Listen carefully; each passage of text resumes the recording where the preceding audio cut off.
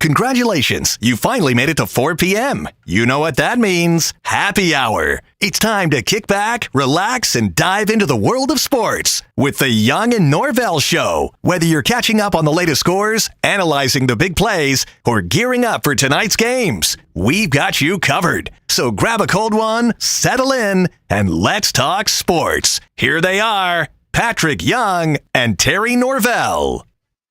Okay, here we go. A absolute gorgeous Thursday afternoon here in the North Florida area. I'm Terry Norvelle, set up live, as you know it by now. Our Thursday home, Sliders Oyster Bar, right here in Neptune Beach. We are I could probably hit a 7-iron into the ocean. We're that close, and the seafood is that close to your plate. They feature the Safe Harbor seafood. I mean, you cannot get more fresh from the dock where they bring it in from the ocean to your plate. Safe Harbor seafood featured here at Sliders Oyster Bar. If it's seafood, if you like it, they have it and they'll prepare it to your specifications. I guarantee you that. Terry Norvelle here on a Thursday. A lot of stuff to talk about. Obviously, the Masters is ongoing. Round one of the Masters. We'll track the Masters as we go. Hope to hear from Patrick Young a little bit later here, but we have a lot of other topics we'll get into. The Jaguars, I tip my hat to the Jaguars and Trevor Lawrence. The Jaguars, they are so transparent with Trevor Lawrence. He's had non-shoulder surgery. The Jaguars are very forthright. Hey, they're going to put Trevor Lawrence on a pitch count. He's not going to throw a ton early right now, way away from the start of the season. And then you compare that to the absolute secrecy in Gainesville, which is starting to worry me a little bit. Obviously, DJ Lagway not throwing, will not participate Saturday in the Orange and Blue scrimmage or whatever the hell they call that. But, man, Florida is setting themselves up. They are so secretive. You would think the Gators, they're protecting the combination of Fort Knox. Total different philosophies. And I get it, NFL, college, but my goodness, even with the college guys, with where we're at with college athletics and gambling and the like, man, you've got to be transparent. I hope Billy Napier and his boys, I hope they know what they're doing, because the secrecy, nobody even knew DJ Lagway had a shoulder issue until about 6 weeks ago. And remember this, the Gators bowl game was a long time ago. Lagway played in it. He was limited because of a hamstring injury, not a shoulder. Anyway, I don't know. It smells a little bit in Gainesville around the DJ Lagway quarterback situation. I hope it's nothing.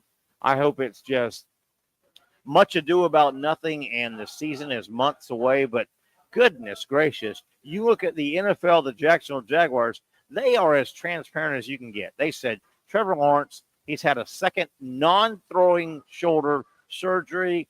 He's going to be on a pitch count. They think he's okay.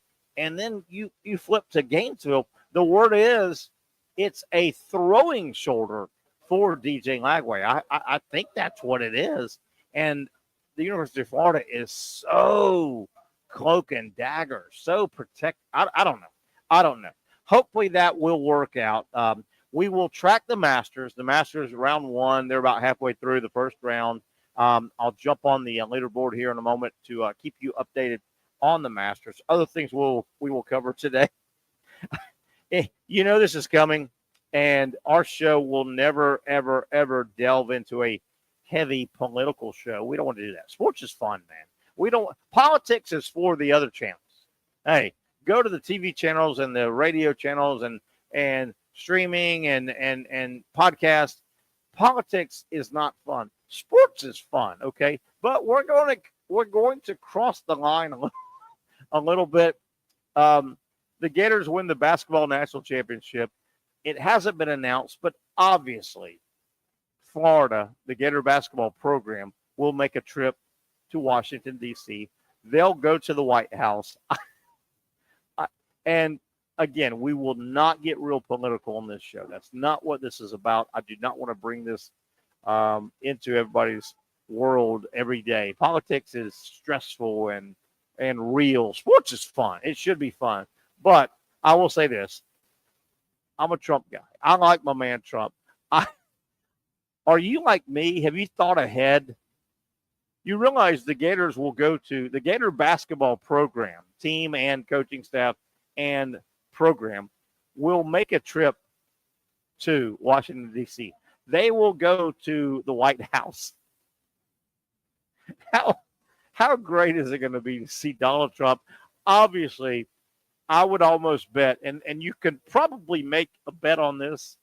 Wouldn't you bet that, I don't know, it may be a week, 2 weeks, 3 weeks, a month from now, when the Gator basketball team, the national champions, when they make their trip to the White House and Donald Trump greets the team and makes a few statements, at some point, how awesome is it going to be? You know Donald Trump's going to do the Gator Chomp. You know he's going to do the Gator. How great is that going to be? Donald Trump doing the Gator Chomp. And I've already thrown this out. Thank God. Thank God. Thank God a third time. The honorable, quote unquote, the honorable Corrine Brown. Thank God she is no longer in Congress. Let me bring Zach Rothrock, if you could jump on here. And I don't know if you remember when Corrine Brown, an infamous congressperson from our part of the state here, I don't know if you remember when, I think it was Florida's first, might have been, no, it was their second national title in football. They had won 2 in football, Zach. I'm not familiar with this. Did you never saw Corrine Brown, a sitting congresswoman representing the state of Florida? Florida had won the 06. They had already won the 96 national championship in football. Mm-hmm. They had already won. They were right in the middle of the 05, 06, 06, 07 back-to-back football. They won football. Basketball. They won football again, and Corrine Brown, and this happens in Congress a lot. Obviously, we're talking Congress, right? United States Congress. This happens a lot. When a team wins a national championship from your congressional area, whatever state you're representing, Corrine Brown being a Florida congresswoman, it's kind of understood you can ask for a few minutes on the floor, right? On the floor of Congress, right? And generally people brag about their school. Hey, I'm Zach Rothrock from South Carolina. I just want to take my time and congratulate Dawn Staley and the South Carolina women. And you can talk and talk. Not right? this year. But yeah, I get you. But that's common. And Zach, I don't know if you had a chance to pull this up, but Corrine Brown, who is no longer a congressperson. Matter of fact, she might have spent a little time behind bars. Yikes. Right? But you never saw when she got her 5 minutes and said, let's recognize the Honorable Corrine Brown from the state of Florida. She has a proclamation. and she started talking about how the Gator football team, she was proud 2 days ago or whatever. And this was the Percy Harvin kind of Tim team. You never saw that, how bad it was? No, I'll be honest. I have spent the past 90 seconds trying to figure out how to spell this person's name. I have no idea how to spell this lady's name. I am pulling up a Korean congresswoman. I don't think that's how you spell it. Corrine Brown. Well, let me back up, and I don't want to bury you here as a bad employee, but let me back up. Well, I mean, you're talking about something from 2006. I was in the ninth grade when this happened. If you'll quit talking, let me back up, and I want to apologize. I'm not going to bury you here, but I emailed you. Seems kind of toxic. All right. I emailed you a link to Rothrock. Okay. I don't check that email. You should email my official work email. Here we go. That's my personal email. I don't check that one. I'll send you something from it. Anyway, if there's any chance you could get on your Rothrock email, I did the work for you. I did it for you. And it's the Zach, it may be the funniest, sad. It's funny and sad, but my point is, I hope nobody put a camera in front of her. Hang on. Well, hang on. You're saying this lady's name like Korean. Her name is Corrine Brown. I know how to spell that. Corrine Brown. Corrin. I don't think you say Corrine. I think that's Corinne. Corrine. Well, okay, we have confirmation. Hey, Zach, that it's Corrine. It's the most. Please God, do not put any camera in front of her. Okay. I'm not sure if she's out of prison yet. She may. This is the Go Gator lady. Yes. Oh, okay. I have seen that. Any chance we can play that at some point? How embarrassing! Anyway, you've ruined my whole set. No, if anything, I enhanced it a lot. Zach, you ruined. Now, I want to ask you this though. You do work in Gainesville. You do work in Jacksonville. You live in Jacksonville. You're around Gator Nation. Is it fair? I'm a little concerned the way the UF football program is keeping this Lagway shoulder thing that popped up out of nowhere, by the way.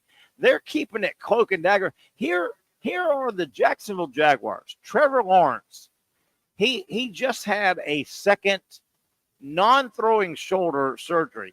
The Jaguars are so transparent. They're saying, hey, we get it.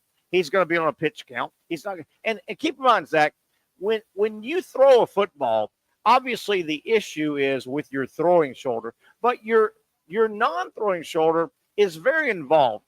Think about it. You're torquing your body. You're torquing your shoulder. Certainly, you want to monitor and break that in very slowly. The word is DJ Lagway, his shoulder issue is his throwing shoulder. And why is Florida so non-transparent? What are they being very defensive about it? Is there something there, Zach? Help me out. You do radio in Gainesville. Help me out. What have you heard? I mean, I feel like there has to be something. They're being really defensive in the way they're hiding this. We brought this up last week about how Mark Long from the AP, he kind of brought up, why is he not throwing? And then people from Florida have contacted him, and they were like, it's not a big deal. Don't talk about this. Why are you talking about this? It's no big issue. So it obviously is an issue, though, that a 19-year-old is having issues throwing. I mean, you should be able to throw hundreds of balls a day at that age. There's something there. Now, it's just the question is, to what degree is it an issue? Will it still be an issue in August, September? And I get it. We're still 5 months, 4.5, 5 months away from real games. But, Zach, see, you hit it a moment ago. DJ Lagway, he had injury issues at the middle to end of last year. They were around his hamstring. Never once last football season did we hear that DJ Lagway had a shoulder issue. Never once, okay? So all of a sudden, the year turns, and we get into January, February. Zach, I think it was probably early March. We just started hearing about DJ having some type of throwing shoulder issue. I mean, What's the issue? Why would UF not say he heard it in a workout session in a weight room session in January? He slipped in the shower and fell on it. I mean, Zach, it smells right now in Gainesville to me. And I hope 4 months from now they're saying, hey, Terry, hey, all you broadcasters, it was nothing we told you. Zach, am I wrong? It smells right now that they are keeping this cloak and dagger. Yeah, I mean, I think that the most likely answer to this and why they're being secretive and not wanting to come out and say it is that he probably does need surgery. And if he did the surgery, it would probably make him where he is unavailable for at least the, first portion of the season. And so they're probably trying to see if he could just play the 2025 season and get surgery after. But then if that's the case, so why not get it earlier? Yeah. I don't know. And why not be transparent? If he does need shoulder surgery, number one, I need to know when he hurt it. Did he hurt it late November in a game? Did he hurt it bowl preparation? Did he hurt it in the bowl? Did he hurt it on his own time at home? And he was. I need to know when, and I think it's fair in modern sports. I think at this level, Zach, we're talking billions of dollars bet and stuff on these games. When did he hurt it? And Zach, you also, the University of Florida, Billy Napier on a press conference a week ago, he was talking about it very, very gingerly, talking about, okay, yeah, he's going to blah, blah, blah. He's going through mental reps. Okay, that's great. Mental reps is wonderful. You're saying he can't throw. You don't want him to throw. And then Napier started saying he used the H word. You know what the H word is, right? Holistic. They're going to he started saying maybe it's a injury that we can holistically, and I'm not down on holistic medicine. But if this son of a gun after this truly needs surgery, how the hell do you not have it in January? And you may say, well, the injury occurred in February or March. Well, then tell us the injury occurred in February or March. That's why, right? I mean, this timeline is starting to smell a little bit, my man. Yeah, basically the latest story, the latest information I can see on this, there's a USA Today article published by writer Matt Hayes. And within that report, so within that report, it says that the injury goes back to his high school days. So, I mean, it's possible that it could just be something that just flared up at any point in time that was hard to detect and pinpoint exactly when and where it was. And it's something that, I mean, he's probably a pretty tough guy, 18-year-old, probably just wants to play through it. But it eventually compounds, and now it's something that he no longer can play through, and he can't get his good arm strength. Hey, and I know Matt. I'm good friends with Matt. I love his work. I'm buddies with Matt. If his report there is correct, if it's from high school, how does the University of Florida, with their top-notch medical staff, how do they not identify it and say, hey, that's something we need to go in and snip and nip and tuck or what? I mean. The last thing you want to do, not that it's an earth-shattering issue, the last thing the University of Florida, Billy Napier, and the Florida football program wants to do is go into the August opener and have, if they could prevent it, why have DJ Lagway not participate in spring ball? I mean, and I get it. He's taking mental reps. I don't want to hear that. Don't give me he's walking through it. He needs to throw the football or get it operated on in January, right? Oh, yeah. I mean, 100%. And the time to get surgery, if he had an injury heading into his freshman year from high school, would have been that heading into his freshman year when you had, I can't think of Graham Mertz. When you had Graham Mertz, now you don't have that. Now if DJ Lagway is not available, you got to rely on Eden Warner. That's not where and so now it feels like they are going to try to go with just kicking the can down the road and trying to play this campaign. And I mean, meanwhile, you're getting hype like these lists are coming out, and I see them all over. Anytime I see a list, there you can pick and choose any of them, but I happen to choose one that has DJ Lagway at the top.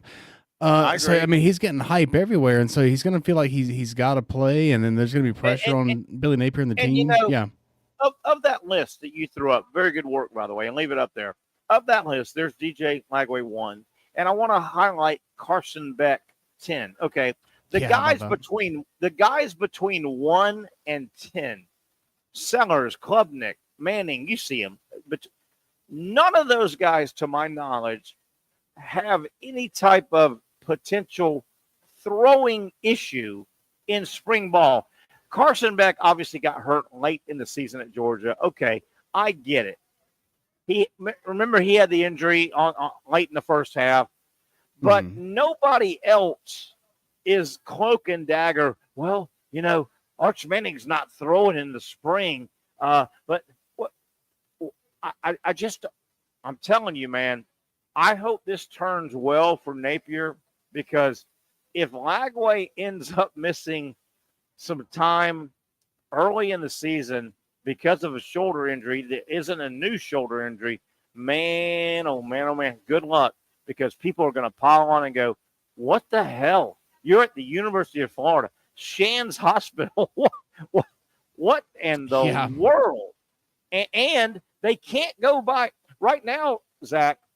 I don't think UF football could backtrack and say, well, you may not have noticed it, but in the second quarter in Tallahassee against FSU, November 26th, he hurt his shoulder. No, the only injury DJ Lagway was referenced with was that hammy, right? The hamstring that took him out of the Georgia game. He missed a game or two. Man, I tell you, I hope this is not an undoing, and I hope this is much ado about nothing. But, Zach, am I wrong? You look at the pro team right up the road, Jacksonville, the Jaguars, they say, hey, man, Trevor Lawrence, non-throwing shoulder, second surgery. We're putting him on a pitch count. He's okay. And then you look in Gainesville, and, my God, they're protecting this. It looks like they've got the combination to Fort Knox, and they don't want to give it out. Yeah, and I mean, I think the reason for that is because there is concern, and because they have, at some point, someone did drop the ball. Someone had like a screening malpractice, something of some sort. I mean, I don't know. I don't want to. I'm really just speculating here, but I mean, it feels like, I mean, just if there's nothing to hide, you just come out and say it, and you just come out and do it. So it feels like someone somewhere did something, or if there was an issue. The bigger thing is not if there was something to hide. The bigger thing is if there was an issue 2 months, 3 months, 4 months, 5 months, why did you not let us know that?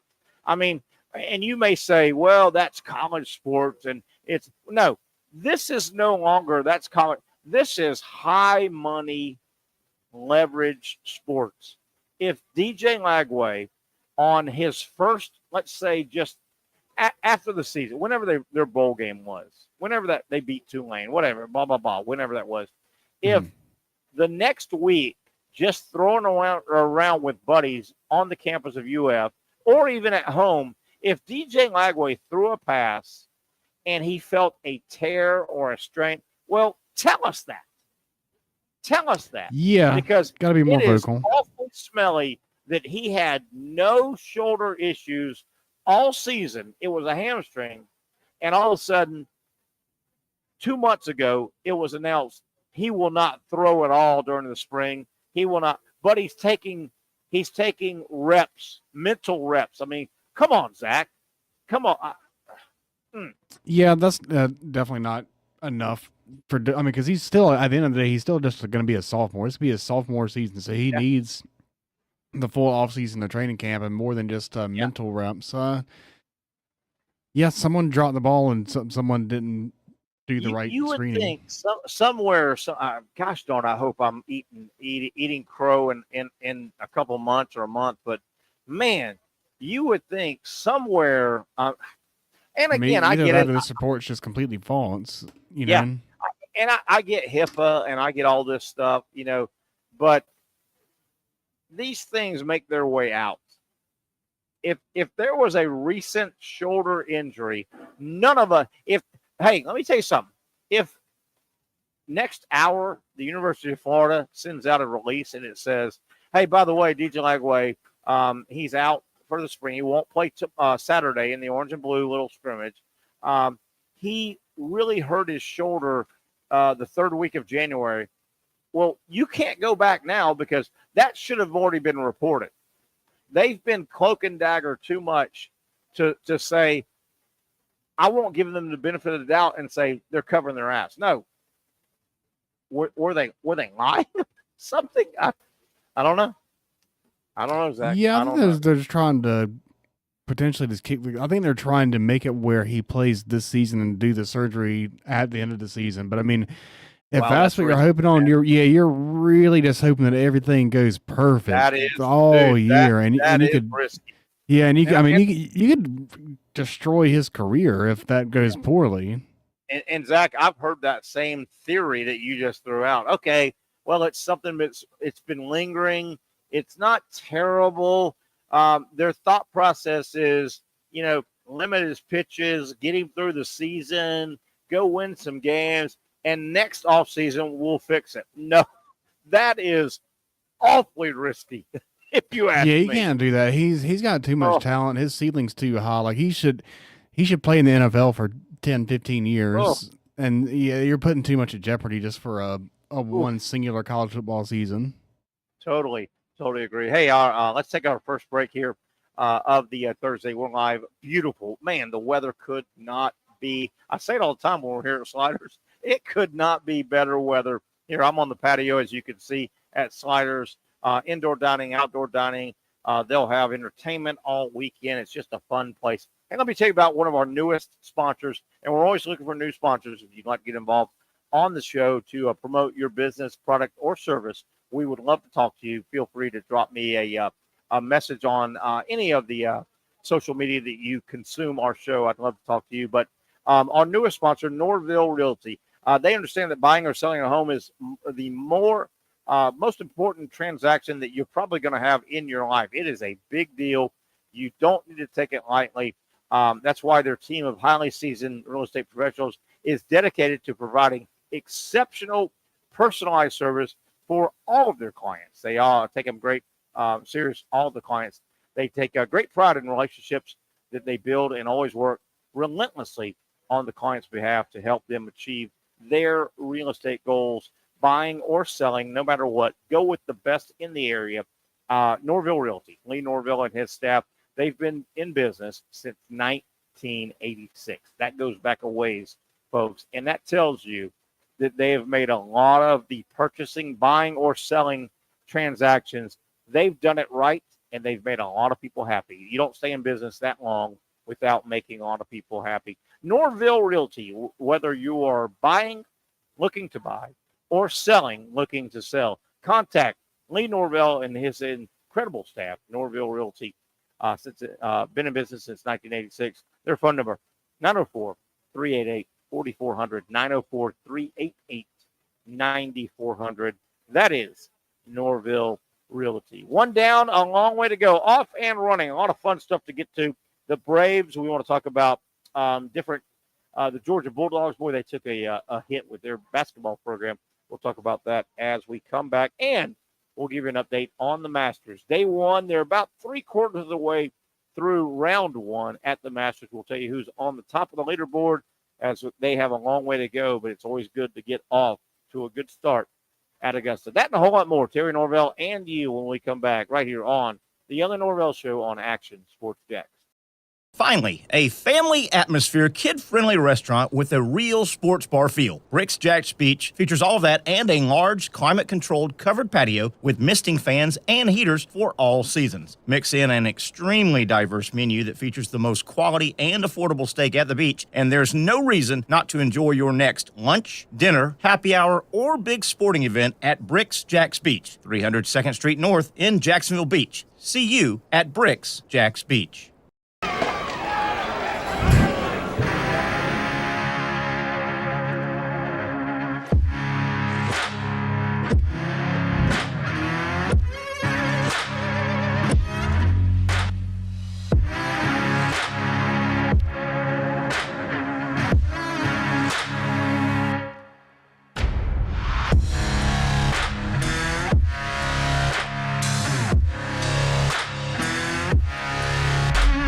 For over 20 years, Southeast Orthopedic Specialists has been providing the highest level of orthopedic and spine care to patients throughout Northeast Florida. Now, we're making that same great care even more convenient with Southeast Orthopedic Specialists Direct, a walk-in clinic where you can be seen for pain or injuries with no appointment needed. Staffed by orthopedic physicians and specialists, we offer everything from diagnosis and treatment to imaging and bracing, all with no appointment needed. For more information, hours, and locations, visit our website.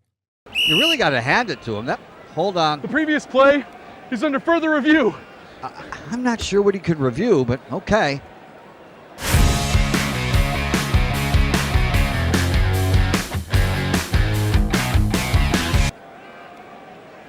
Sure has been a while.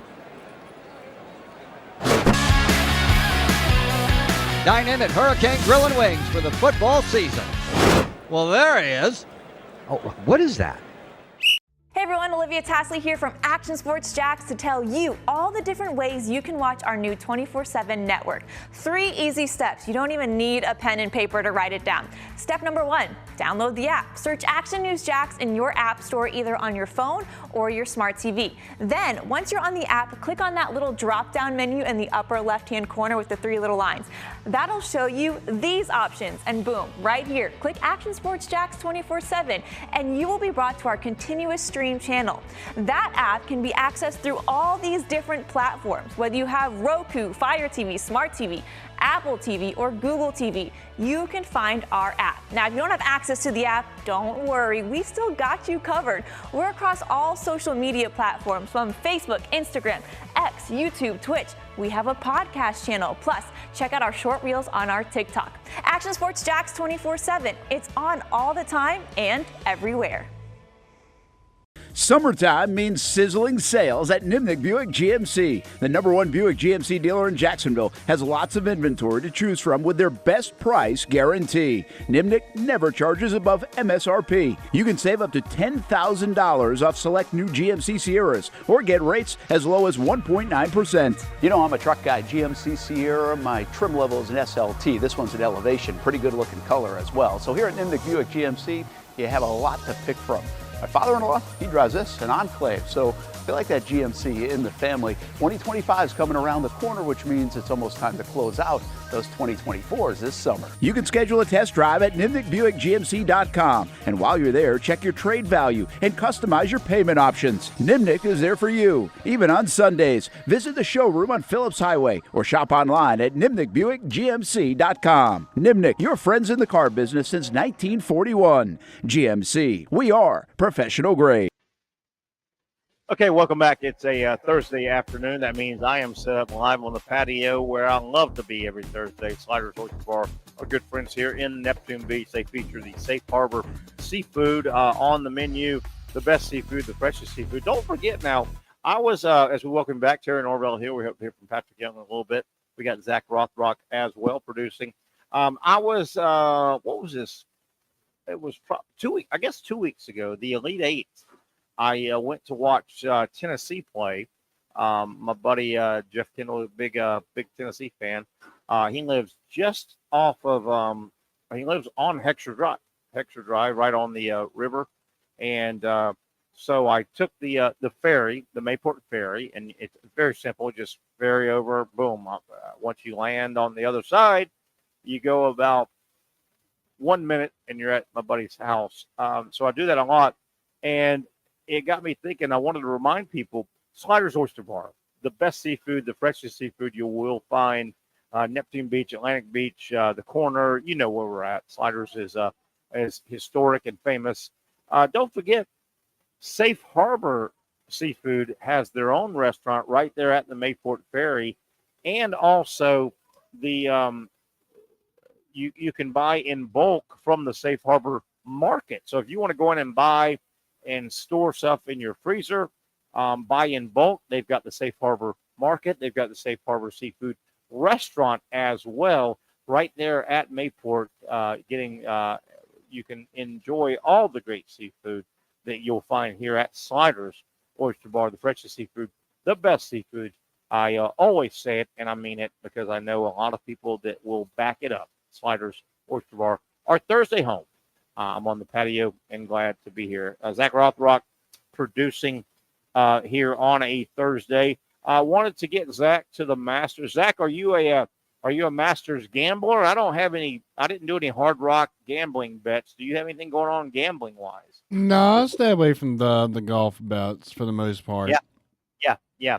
I kind of wanted to get a few in, but I just didn't have.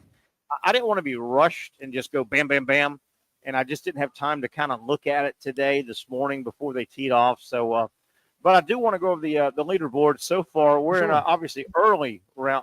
It's starting to get late, I guess. Round one though, early in the tournament, late in round one. Right now, your Masters leaderboard looks like this. I'll go ahead and say Justin Rose is leading. He's 6 under today through 14. So he's playing 15. He's still on the course, but he is 6 under.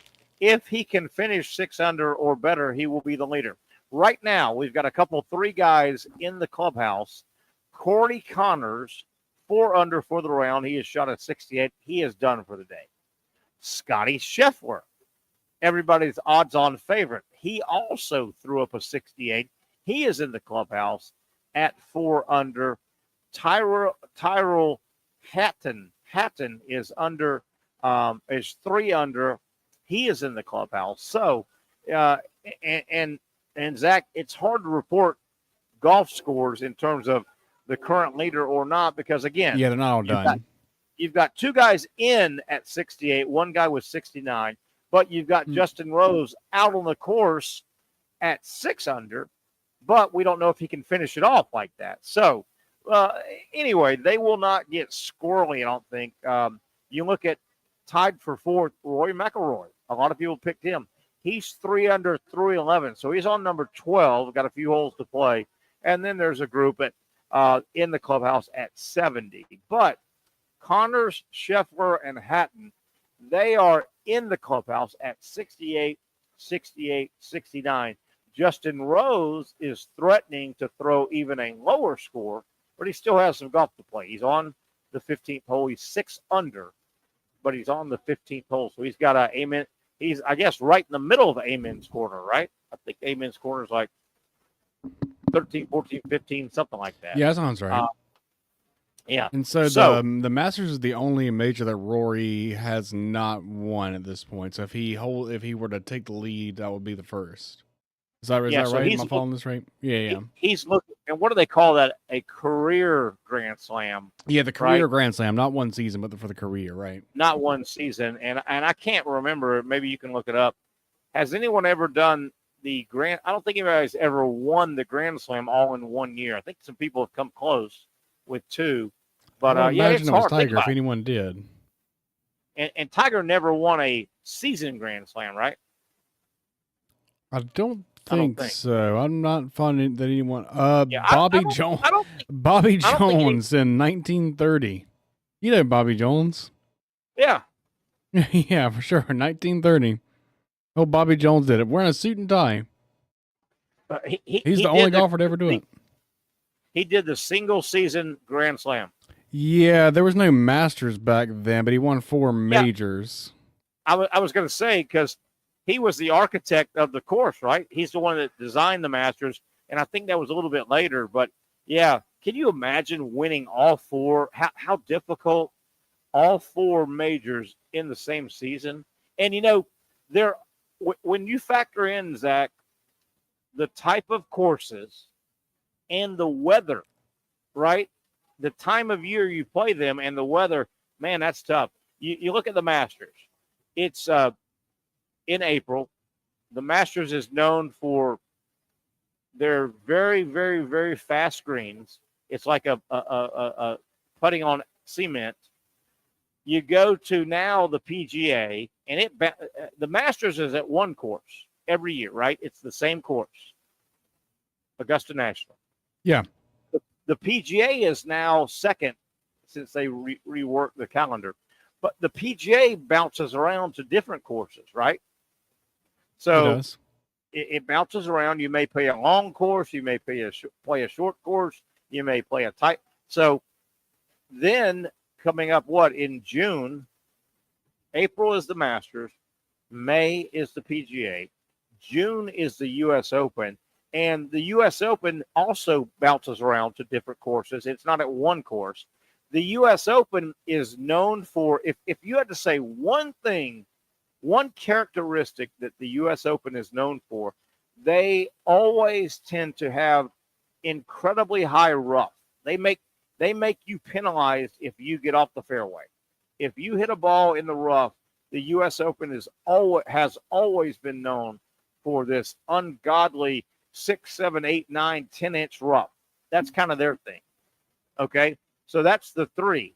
Now, and that's in June. In July, the 4th is the British Open. So everybody from our country crosses the pond, and you play. You watch the British Open, Zach. Yeah. They play on like 4 or 5. I'm not positive. They don't play on just one course. They're at St. Andrews and they're at True. So they bounce around like a circuit of 5 courses, but it's not the same one. But the weather over there is generally totally different than anything. You see it.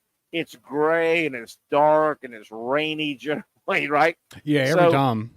I tell you, those 4 majors, they are a test of golf, aren't they? Because they give you a little bit of everything. Yeah, 100%. Yeah. And as far as career Grand Slams go, Tiger Woods and Jack Nicklaus each did it 3 times. Actually, they did a triple Grand Slam. 3 other guys, Ben Hogan, Gary Player, Jen Sarazen, have done at least a single one. Yeah. Gene Sarazen. Yeah. Sarazen. He played in the 1930s. Yeah, a famous older golfer as well. But man, and it's kind of the same if you look at tennis. And we always talk. Yeah, it's easy to talk tennis and golf. They're considered elitist sports, right? Tennis, country club, you better get it right. Golf club, the tennis Grand Slam. I mean, you think about it. There's a reason it's so mapped out and it's so hard to do. You've got, and I don't know the order, but you've got Wimbledon, obviously the famous name in tennis. Wimbledon is played on grass, right? It's very manicured, but the surface in Wimbledon is grass. The U.S. Open, part of the Final Four, the 4 majors in tennis, the U.S. Open is played on asphalt, if you will, and it's considered extremely fast, right? Mm-hmm. The Australian Open, part of the 4 part of the 4 tournaments in the tennis, the Australian Open is played in January. It's the first one, but keep in mind, January. Yeah, summertime. Yes, well said. January in Australia is the heat of summer. It's not the heat of the United States summer, right? So it's tough to go over there if you haven't been acclimated to the heat. And obviously, I love the way the Grand Slams in both golf and tennis are purposely played theoretically on different courses, different surfaces, and different times of the year. You look at the Masters. You look at the Masters right now. Compare the Masters course, Augusta National. They only play on one course. The Masters is played on Augusta National every year. Compare the Masters course, Augusta National, to it's either 4 or 5 rotation British Open courses. I mean, the Masters, you could eat dinner off the fairway and not get dirt on your meal, right? It is the most pristine, crisp, beautiful. Now, you got to stay in the right area, but I mean, the Masters, the bunkers, there's white, there's the color white, and then there's the color of the Masters bunkers. They're extra white, right? They're pristine. Compare Augusta National, that course, to the British Open courses. It's rainy. They've got pot bunkers. They've got kikuyu grass. You can't even tell where's the fairway. Right? Everything's dark. Yeah. It's even now. You watch the British Open and you go, okay, they're giving me a high shot. Okay, I don't really know where is he supposed to hit it at, right? Yeah, the Masters drives you right through you can see there's light green, and there's dark green, and you can see the pathway from the tee box to the green. That damn British Open, you're like, are they just hitting into an open field? Basically, on some of them, yeah, it's just like a body of water to the left, and then just like an open field for as far as you can see to the right. That's kind of all there is. I'm glad you said a body of water there also. You know, Augusta National, the only real water is stuff they've brought in, or a little creek here and there. Those British Open courses, man, they're links courses played up and down the coast. They're on the coastline. Yeah. And it seems like the sun never shines in that area. No, it's where the sun don't shine. It is. It definitely is where the sun doesn't shine. So we'll keep you updated. We'll try and take our breaks and come back and give you updates on the Masters. It looks like the weather's just pristine. You know, they had some bad weather earlier in the week. I don't know if you saw that. We caught, I guess it was 2 days ago, we caught some of that bad weather that came through Augusta, and I think it messed up a practice round or two. Yeah, a little bit. It got in the way a little bit, but I mean, it looks like it's been pretty good for round one. We'll see how it holds up for the weekend. It was good for par 3 contest. What were you saying? Go ahead. Repeat that. No, you're good. I would have said it looks like it held up for the par 3 contest in round one. Yeah. So we'll see how it holds up for the weekend.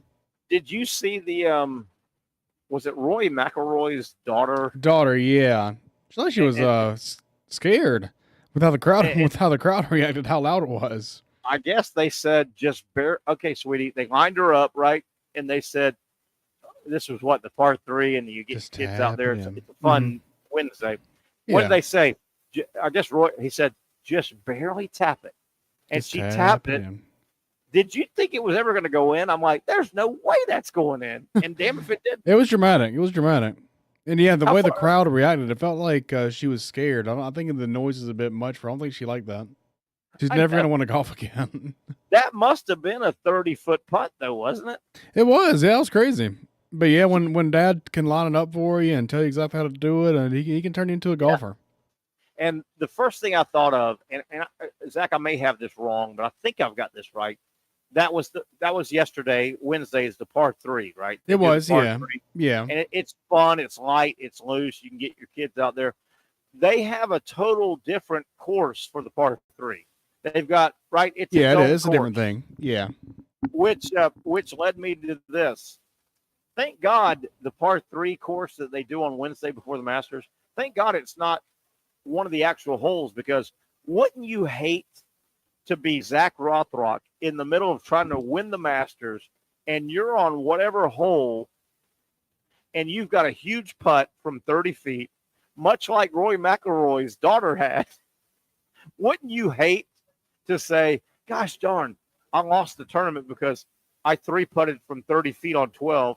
Oh, you mean the same hole that Roy McIlroy's 6-year-old daughter made? Yeah, that'd be a tough pill to swallow. What? Thank God they play that on a different group of holes. Or even if you got a hole in one during the par 3 on Wednesday, and then you got a bogey on Thursday, or vice versa. You're who is it? I guess Greg Norman was one of the more. A lot of people haven't won the Masters, but Greg Norman is famous for never winning the Masters. Can you imagine? Greg Norman looks up and he goes, "Damn, that 1989 Masters. All I had to do was 2-putt from 30 feet on hole number 17, and I 3-putted. But Roy McIlroy's 6-year-old daughter 1-putted. You just tapped it in. Made it look so easy. She did make it look easy, didn't she? Oh, yeah. Oh, man, I still want to go to that place. It looks Zach, when you're watching the Masters on a modern TV, okay, you know, the high definition TV. Yeah. It almost looks like it's fake when you look at the course and the fairway and the greens and the. Would you agree with that? I know what you mean. It looks like a Windows desktop screensaver almost. It really like does. It's just too clean. Pristine. It's almost like you're watching or looking at like a Rockwell painting or something. You're like, is this real? And the flowers in bloom with the yellow making the logo. And I know here with our tournament here in March, we in late March it came through, and we kind of say when the Players Championship comes through, that's kind of the start of spring.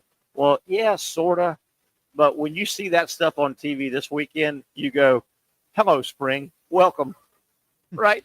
Yeah. And then Jim Nance says, "Hello, friends." How speaking of Jim Nance, how ticked off is he?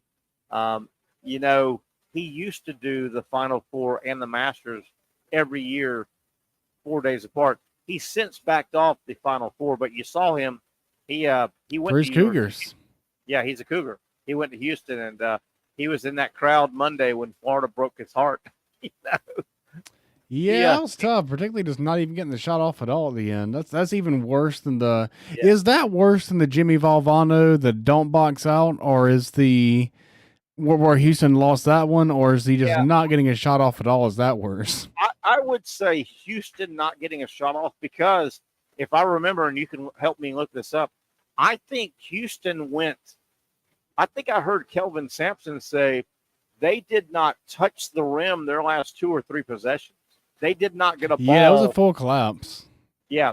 So I think it's more the thing about the Jim Valvano with when NC State beat Houston in '83. I remember, I was a senior in high school watching the game. The thing I could live with if I was Houston on that game was the shot was so forced and so bad. I mean, who would think that any shot at the end of a game is going to be? He missed it. I think it was Derek Wittenberg. He missed it. He missed the rim by 2 feet. I mean, I can't be. The shot was so bad and so forced that I can't be held accountable for not boxing out such a bad shot. That shot was so bad that it was good for NC State, right? You know what I mean? No, yeah, I think that's the answer. I do for that, because it was just and they had just come out of a timeout, and that was what they drew up. It feels like that's. I mean, you got to do better than that. It was just a complete choke job, and then to blow the lead. But I mean, Florida. I mean, they're the comeback kings. They were down by, I think, 10 points in 3 straight games. So it was funny. You look at Florida all year, and they lost 4 games. They were 36-4. They lost 4 games, all conference games, all that made the tournament. So nobody upset. They didn't lose a horrible game. Everybody, including Georgia, who beat them. Georgia made the tournament. They lost, and you started seeing that though in January. That Florida team, they never blinked. I saw them play a bunch of games where they grinded out wins, and they never seemed to get rattled if the scoreboard was not good. They never seemed to get hurried. They just kept playing all year. I don't know how they did it. They just kept playing. Yeah, and I think it was when they got that win in Auburn. I think that was a huge. That was a big. That was a confidence. That was okay. We are real. I think they knew they were good, but then they knew that they had a chance to really go far after that. Though it's funny. I pointed that same game out. I'm glad you pointed that game out. That was a big one. Looking back, I think that was February 8th. They go to Auburn. Auburn was on a 14-game winning streak. And remember then, Auburn was clearly the number 1 basketball team in the country. Even nobody was saying Duke. Nobody was saying Houston. Auburn had been number 1 for weeks. And that was also, I think, before Broom tweaked his injury a little bit. Yeah. Broom was being called the National Player of the Year, and Auburn was being called the clear favorite to win it all. And Florida rolled into Neville without Elijah Martin and without Hanlockton. When Florida won that game, I had already been all in on Florida. I think the nation went, holy cow. This is one of those teams. Most people will say there's 3 or 4 teams. If you give me 3 or 4 picks, I'll tell you who's going to win the national title in basketball. That was when, don't you read that Florida said, we are one of those 3 or 4 teams. Oh yeah, 100%. Yeah, it feels like that's when they began to really get national coverage, and people started to really look at them. And honestly, the conference as a whole is the premier conference in college basketball. Yeah. And I yeah. agree. Now I'm going to bring this up. I'm going to bring this up again, Zach, and this really is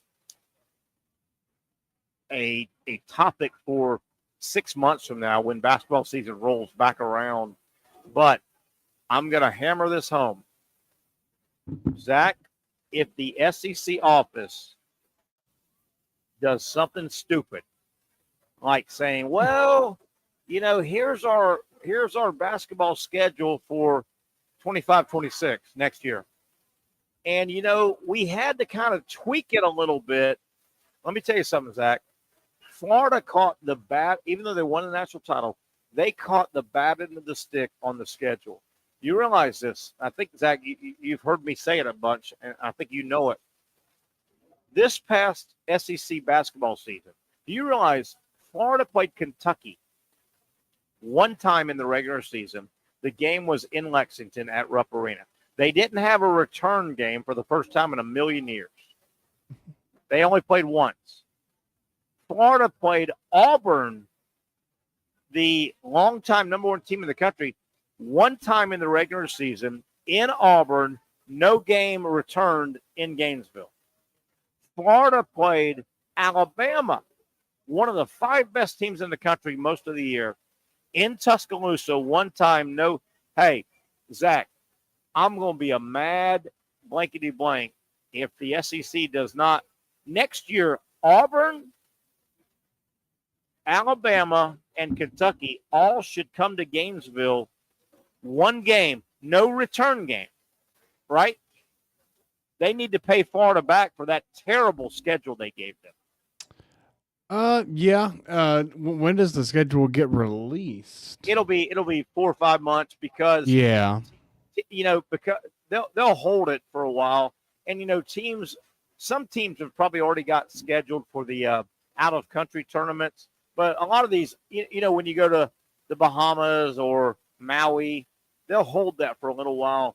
But I'm telling you, the SEC better give Florida the benefit of the doubt schedule-wise. Those 3 teams need to come to Gainesville, and there should not be a return game. I'm telling you, if you're going to do this, because I saw that schedule earlier this year, and I went, holy cow, you only play Kentucky's a tournament team. You only played them once, and you played them in their house. You only played Auburn once, you played them in their house. You only played Alabama once in the regular season, and you played them in their house. That's tough, man. You better give that back to the Gators next season. Yeah. Honestly, I'm completely ignorant to this. So do they not just do like they do in football, where they go like home and home, where they alternate every year? Because it feels like if they did, that's what they would do. Well, here's the issue, Zach. Yeah. In basketball, basketball, they play more games. In basketball, yes, and you play. You can't play. There are so many teams in the conference now. You can't play everybody home and home, or you would have. They play an 18-game conference season. If you played everybody home and home, you'd have way more than 18 games. So you've got to have some games where you only play. You don't have a return game. Is what I'm saying. Well, I meant the next, like the following season, because typically, like in football, when you play, for example, Florida played Texas at Texas last year, so this year they're going to play in the Swamp. Yes. Well, let me back you up. Where I'm going is, theoretically, yes, everything should be flipped. Yeah. But I could see the SEC pulling their shenanigans, which they've done. Ooh. Well, we've got a lot of teams this year that are going to go play abroad in November. So to massage the schedule, I could see the SEC doing some BS stuff. No. SEC, you owe Florida a home-only game against Kentucky. You owe Florida a home-only game against Auburn. And you owe Florida a home-only game against Alabama. And coincidentally, it's not my fault. Those are 3 of the best teams in the conference. But Florida went on the road. Florida went on the road and battled all those blankety blanks. They better get it back next year, or I'm walking to Birmingham and we're gonna have a talk. I really admire your ability to write tournament run in the SEC, a tournament run in March Madness, and still find a way to make you and the Gators the victims. Well, let me tell you what a winner I am. I'm already thinking about back-to-back, and I want that schedule to be fair. That's going to be tough in today's age. You shut your filthy mouth. I'm thinking back-to-back. It is going to be tough. You know? And will Oliver Rio be playing next year? You know, we're up against the top of the hour. You're talking about the 7-9 kid. Yeah. It's going to be interesting to see how that plays out. Zach, if you remind me, let's talk about that on the other side. Second hour is upon us here on the Young and Norvelle Show. Thursday edition, beautiful. Boy, the patio is filling up. Indoor dining. The full-service bar is rocking and rolling. Julie's back there. Johnny Pop serving the oysters. And, of course, the outdoor, the putting green. The kids are loving that. Just a fun, great atmosphere. Spring and summer screams Sliders Oyster Bar right here in Neptune Beach. Back after this quick timeout for hour number 2 of the show.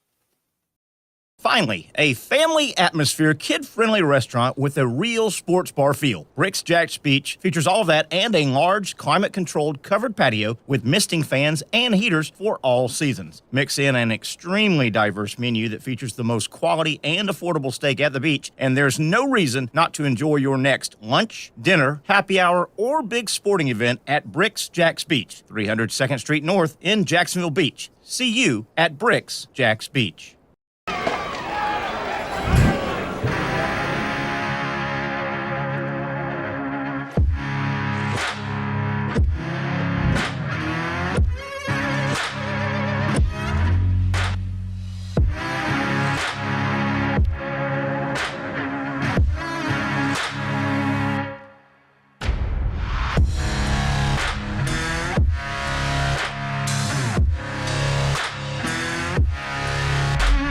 For over 20 years, Southeast Orthopedic Specialists has been providing the highest level of orthopedic and spine care to patients throughout Northeast Florida. Now, we're making that same great care even more convenient with Southeast Orthopedic Specialists Direct, a walk-in clinic where you can be seen for pain or injuries with no appointment needed. Staffed by orthopedic physicians and specialists, we offer everything from diagnosis and treatment to imaging and bracing, all with no appointment needed. For more information, hours, and locations, visit our website.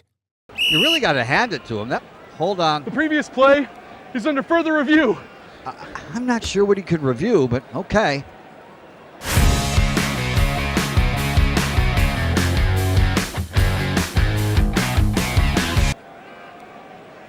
Sure has been a while. Dine in at Hurricane Grill and Wings for the football season. Well, there he is. Oh, what is that? Hey everyone, Olivia Tasley here from Action Sports Jax to tell you all the different ways you can watch our new 24/7 network. 3 easy steps. You don't even need a pen and paper to write it down.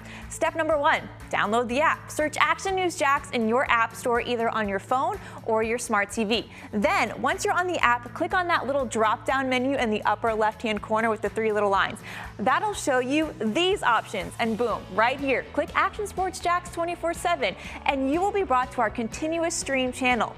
That app can be accessed through all these different platforms, whether you have Roku, Fire TV, Smart TV, Apple TV, or Google TV. You can find our app. Now, if you don't have access to the app, don't worry. We still got you covered. We're across all social media platforms from Facebook, Instagram, X, YouTube, Twitch. We have a podcast channel. Plus, check out our short reels on our TikTok. Action Sports Jax 24/7. It's on all the time and everywhere.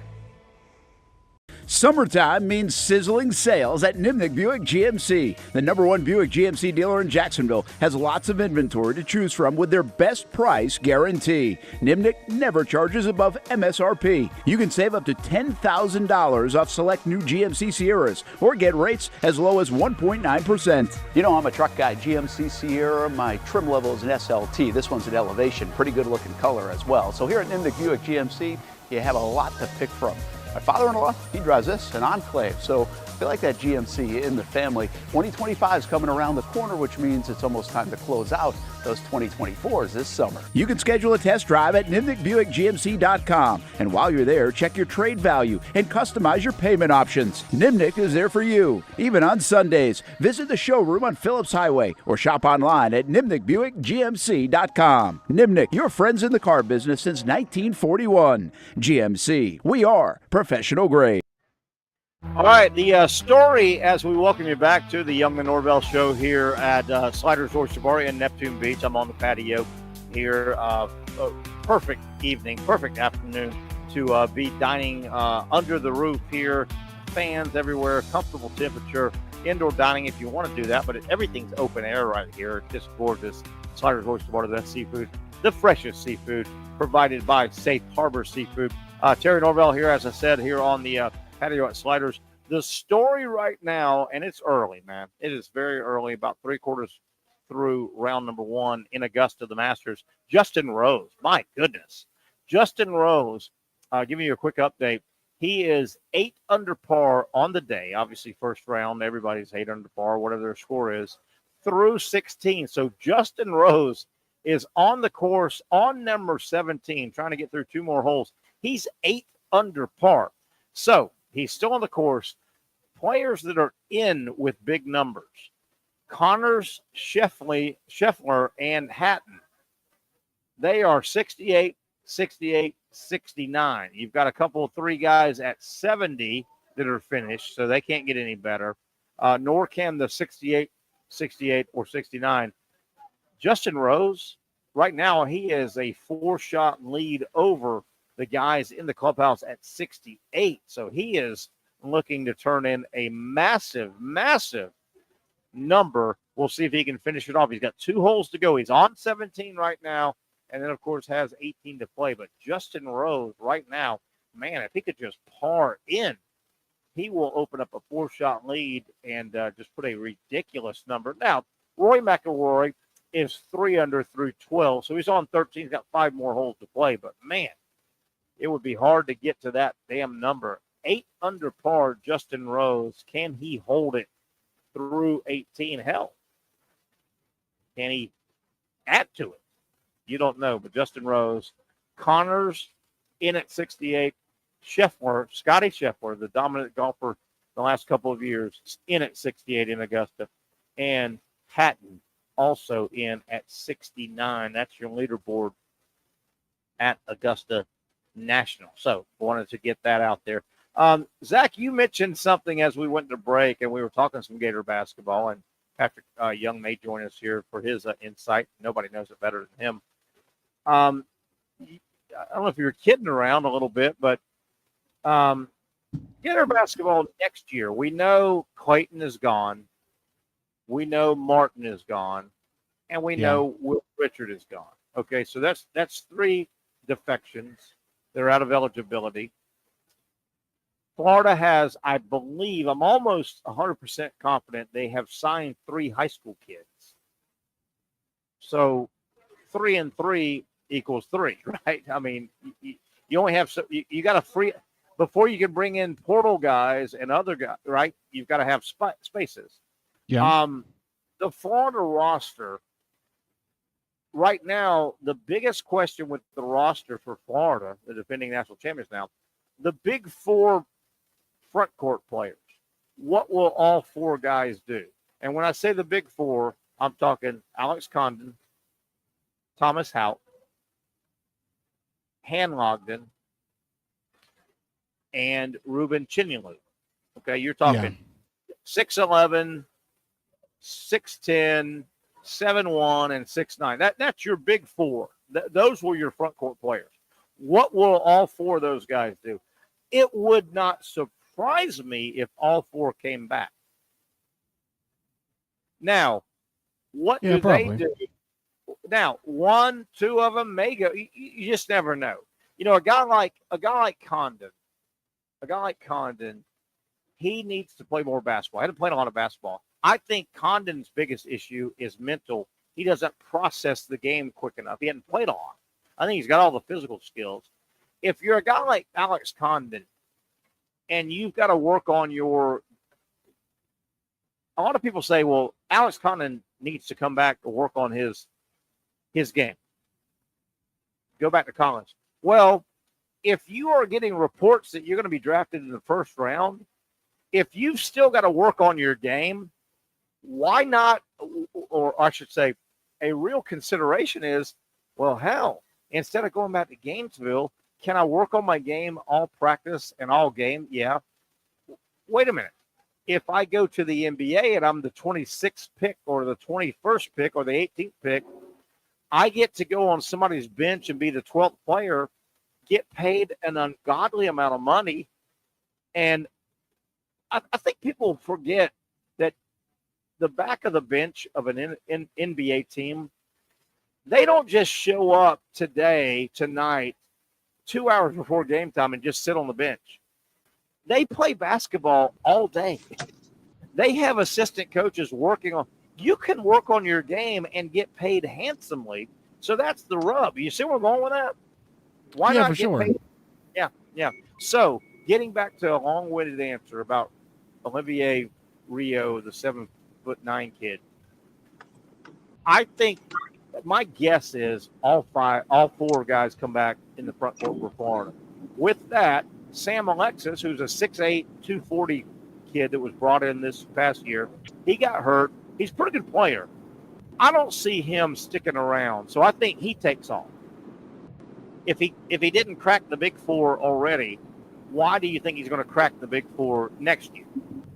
I would see Sam Alexis taking off. I'm not so sure the foreign kid, Clavshar, who can shoot a three-point ball, I think he would take off. So Florida may free up a couple scholarships. Now, you got to ask yourself, what do you do with the 7'9" kid? And Zach, have you seen him run around a little bit on the court? I've been at a practice, and I've watched him also on film. Have you seen the 7'9" kid move at all? Somewhat, yeah. I saw him in the warm-ups, the opener that we went to against. Sure. Yeah, and I didn't honestly. I feel like I didn't see him again until I saw him cutting down the nets without even using the ladder. Yeah. Well, I think we got Patrick on here. And we do. He can add his thoughts. Pat, we're talking about the big kid, 7'9". I saw him in Jacksonville warming up.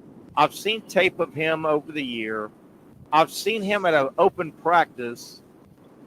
Pat, have you seen this? I'm trying to decide what's his decision. Does he stick around Gainesville? Does he feel like there's situational plays that he can play? Isn't he technically a walk-on? He is a walk-on. He is a preferred walk-on. Yeah. What are you thinking? I know this is not fair. I wonder what his thought process is and what Todd Golden's telling him. If the four guys come back, do you stick around or do you go transfer to Georgia Southern and play 35 games? Or I wonder what he does. I don't know well enough if he can play. I think if he was able to play, he would have. I mean, he's a liability defensively. We know that for sure in terms of pick and roll defense, rim protection, and not so much, but pick and roll defense, it'd be a struggle. I don't know. What do you do if you're that kid? Why would you, you want to play, obviously, but you're at one of the best, programs in the country right now with four guys in front of you. That's what makes it tough. Four guys in front of you, potentially. They could all come back. I can see him potentially getting spotty minutes here and there in the regular season, but in conference season, absolutely not. Yeah. And I think, Patrick, if we back this up a little bit, and this is a question for him and his family and his handlers, what does he think his basketball future is? I mean, some people have probably told him, hey, Olivia, you're 7'9", you may be too big for the game and the NBA. Patrick, I'm very intrigued. If he bought in and said, Coach, I want to play a little bit next year, but I'm okay with situational playing, I would love to see him in situational play. such as ball goes out of bounds to the opponent, but you can't run the baseline. I would love to see Florida run him out and stand in front of the inbounder. I don't think he's fast enough to keep up. Like he probably gets, if he gets misdirect, like someone jukes him, does misdirection, his recovery, you make up for it with the length that you have, but yeah. I don't know. I need to see his hand-eye coordination. I need to see his foot coordination a little bit better. How smart of a basketball player is he? Sure. I need a little bit more context before I can say, but Patrick, can he contribute in any kind of way? Don't forget what I qualified that saying, not a made basket, a ball out of dead bounds, ball timeout, dead ball, and the inbounder cannot move. He has to. Oh say, yeah. My God. Yeah. Now, yeah. He'd be the best. That only happens a few times, probably 4 or 5 times a game. Now, the problem is, Patrick, and I want you to address this. If you used him situationally like that, the opponent can only inbound the ball by not moving. It's not a made basket, and you can move the baseline. The problem is, it's great if you keep them from getting the ball. What happens when the ball gets inbounded and he's on the floor and you can't stop the play? He's got to go play defense, Yeah, that's the scare. It's intriguing. But that'd be more like, his main job will be stopping it from coming in. Yeah. Making that really hard. So anything after that.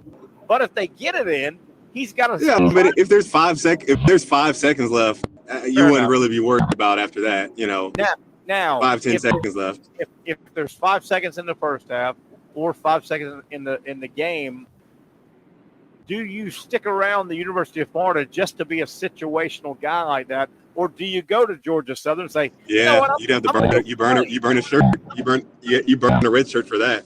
Yeah, I'm intrigued though. Why isn't it in basketball like how it is in football? You can play up to 4 games before you burn that red shirt. I'm not sure if they have that in basketball.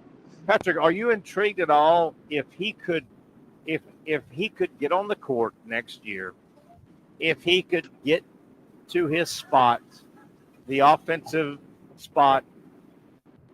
A lob pass, is anybody going to be able to, if it's a lob pass? All these things that you're saying sound so practical and easy, but I just don't think the game doesn't. I want to believe Coach Golden has tried to draw stuff up in practice for him, and it probably just hasn't worked. Because you don't take this, and they've said it like he's a project. Yes. On, unless you're like, he might be good in this situation or that situation, and you try him in practice, and you're like, not yet. Well, not yet. And Pat, I love what you just said. I didn't hear you say it, but I almost could feel you say, Terry, you're drawing up these. He can stand in front of the inbounder, or he can go on the low block and get a perfect pass. Well, the game doesn't play out like that always. Right? No, the first scenario is realistic, and stand in front of the inbounder, but that to be your only job, that's tough to be your only job. Hey, we just need you to be tall and make it hard on this guy trying to pass the ball. And what we're talking about is, would he buy into being just a situational guy? He's already not played an entire year. The last thing you want to do is go a couple years. Would he be better off, Patrick, going to JU and playing the whole game, right? Send him to JU, right? And being a 7-9. Yeah. Go to but JU. The thing is, it would not hurt him to transfer. And then if they wanted him, he does well, he could transfer back. Wow, I didn't think of that. Wow. Right? Michi Johnson is coming back to South Carolina. Can you believe that? No, I did not hear that. Are you serious? He started at Ohio State for 2 years. 2 years is 1 year at South Carolina, 1 year at Ohio State, and now he is back. I did with not. The Gamecocks with Did Cocky. not hear that. Wow, that's good for South Carolina. He was a good player at South Carolina. Yeah, I don't know if the money got to him. Yeah. Or if being back home or Ohio State, because he was like their 6th guy. when he would have been number 1 at South Carolina. And they still probably would have had a rough season, but they would have won more games than they did. Yeah. I was surprised when I watched Ohio State. They would have beaten Florida. That game, they would have beaten Florida. With him, yeah, because he would have gotten the ball across that court. He would have. He wouldn't have turned it over 6 times in the last 5 minutes. I remember watching Ohio State early this past basketball season, and when I remembered that Mechie was there, I was so he didn't play a lot. I'm like, why? This guy can play, man. This guy can play. Yeah, I want to say they went to Kentucky and won there. I think so. 2 years ago. Yeah. That was a crazy win. With them. Hey, I want to go back to what you just said, man. You just got me thinking. You said, what if the 7'9" kid, and obviously he's got a good relationship with Todd Golden. He loves Florida. He looked engaged. He really enjoyed the entire red shirt season. What if he went and transferred, and I'll just keep Georgia Southern out there. What if he transferred to Georgia Southern or JU and played a lot, got a lot of minutes, played, and Florida basically placed him there and said, hey, go play a little bit and come back. What if he came back after getting a year and kind of learning the college game? That wouldn't be terrible, would it? Yeah, it wouldn't be crazy. It wouldn't be. Sorry, I just humble brag. Tim Walton just shot me a text. My guy Tim Walton over there on the baseball diamond. The softball diamond, excuse me. What do you say? Diamond. What do you want? Oh, he's just checking in. Because he's friends with the guy Radley that has Radwear and did all those hats. Right. And he was trying to get one for me, which he didn't need to do. So I already had one. I can't wait, man. We got to make it to a softball game. They're really good. All right, man. I think they're number 3.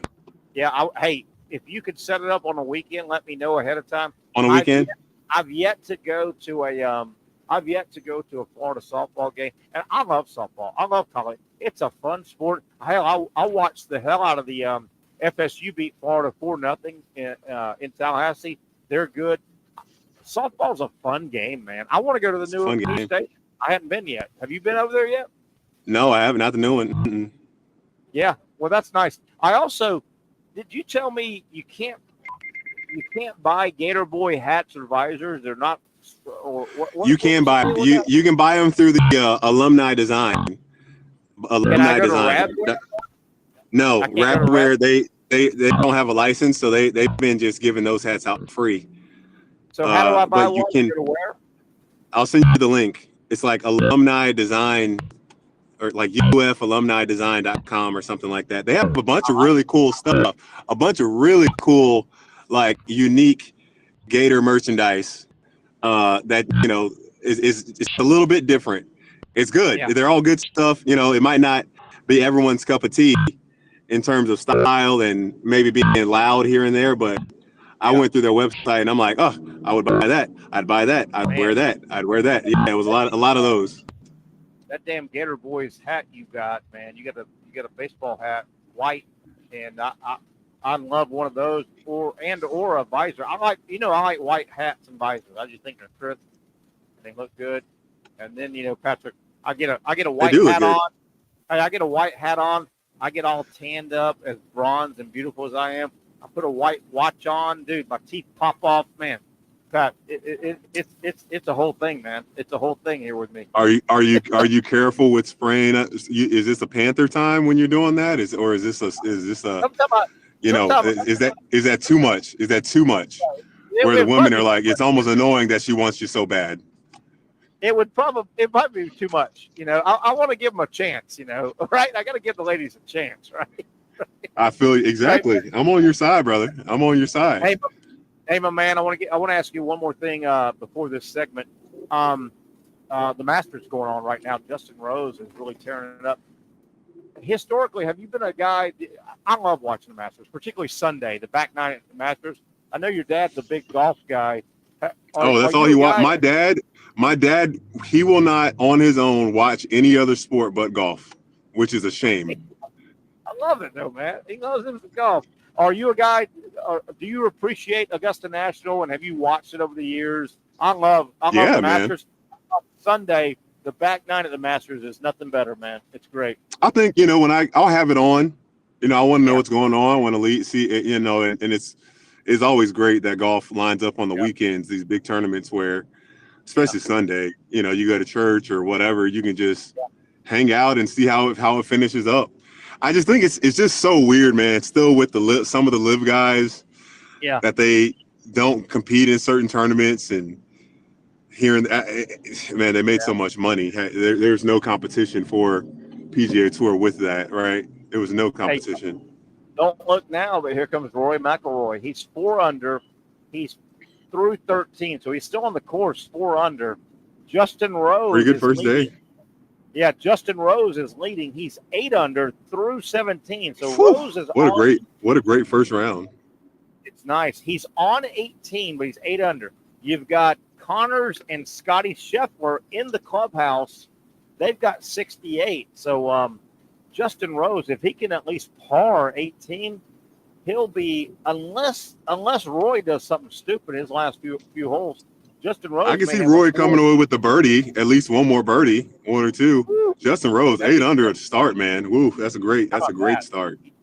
He's on 18, 8 under, trying to take the lead into the Masters. And man, Pat, I don't know if you've been around the TV. I've been in and out doing meetings and stuff. Man, there's not a whole lot prettier on a, what do you call those TVs? The real nice high definition.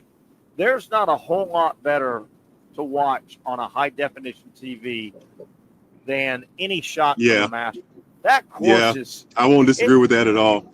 Pat, it doesn't look real, does it? I've never been there. Yeah, it doesn't look real. I can't disagree with that at all. I can't give you no pushback on that.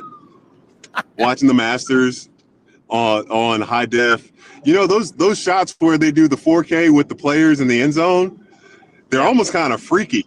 Because it seems man, is this guy like right here? Is he here? But yeah, the Masters gives you that feel, and it's just natural. But that's what you should expect. I mean, how much do you think it costs to become a member there? $300,000, $400,000, $5, maybe $500,000. I'm not even sure if the dollar price is crazy high, but you've got to get invited. You got to be the guy that they say we will let you into Augusta National, right? And then I think, and then it's possible. I know some golf courses, they make it so you have to have a house on their property, or you're going to be building one. And then it's not only your entry fee, then you got your crazy monthly fees. Yeah. And I'm like, as a rich man, hopefully to be one day, or to have, if I were to ever have that much money, I don't think I'd rather spend, and I love golf. Like, have the idea of being a member at a course is great, but I'd much rather spend all that much money traveling or other like golf is great, but man, does it require that much money to, like, goodness gracious, man. Wow. God, over a little white ball, hitting a little white ball with a stick in a hole. Yeah. Obviously it's way more complicated than that, but that just puts things in perspective. Hey, wouldn't you love to see the list of people over the last 3 or 4 decades that have, people now that have reached out to Augusta National and said, hey, I want to join your club. And they've got the money.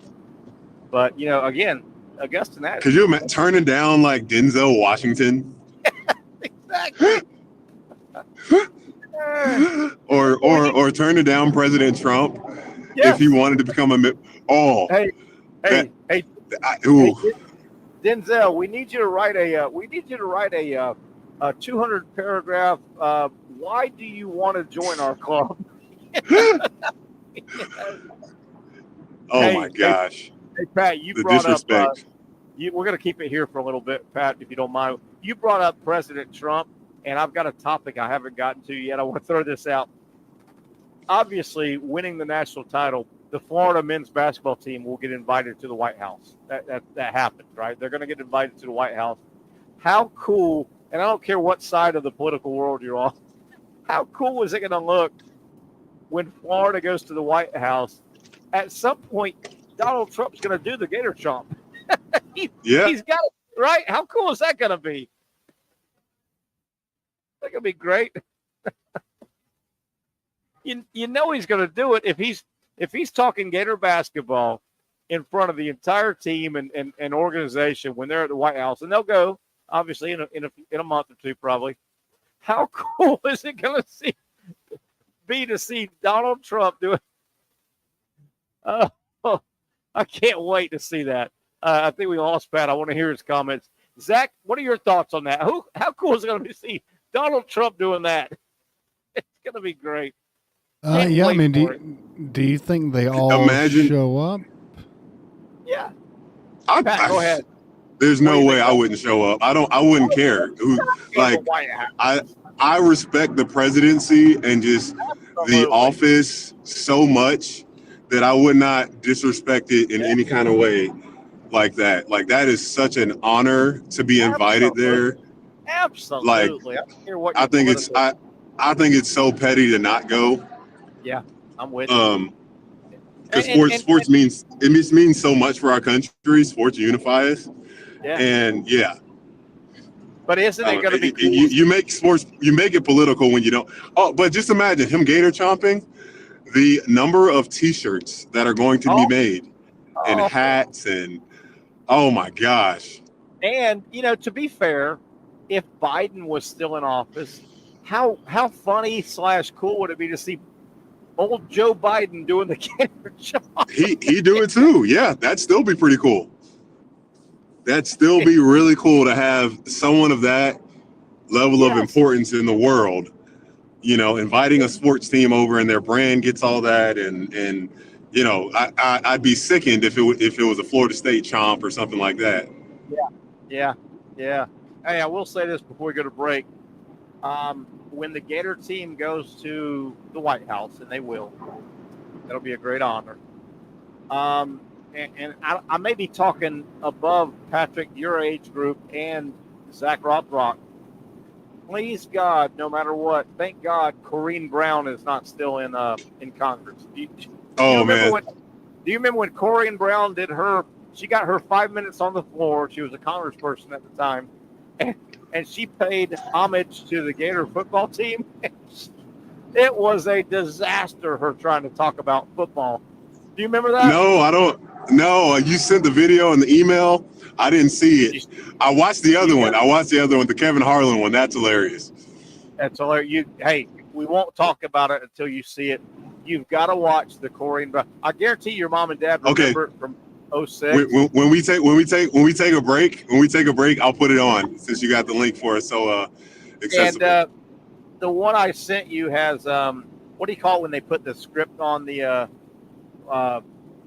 caption? It's got captions. Yeah, it's got caption. But what you're going to watch, Patrick, and we'll try and play it when we come back. What you're going to watch literally happened. Corrine Brown was a congressional representative in Jacksonville, in Washington, D.C., one of the representatives. And it's kind of commonplace when a state has a championship, the representatives from that state, they get to say something. It's kind of perfunctory, but they get to talk about, hey, the great congressman from Michigan wants to recognize the Michigan Wolverine, right?